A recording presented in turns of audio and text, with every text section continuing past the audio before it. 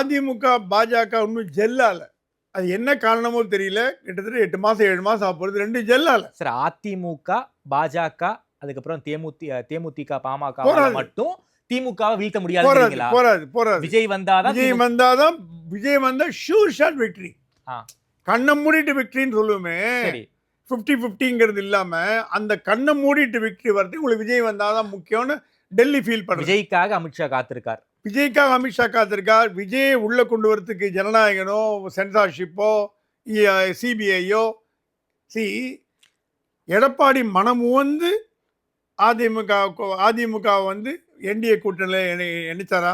இல்ல சார். சந்தோஷப்பட்டு அவரா விரும்பி விருப்பப்பட்டு இணைந்தாரா? இல்ல.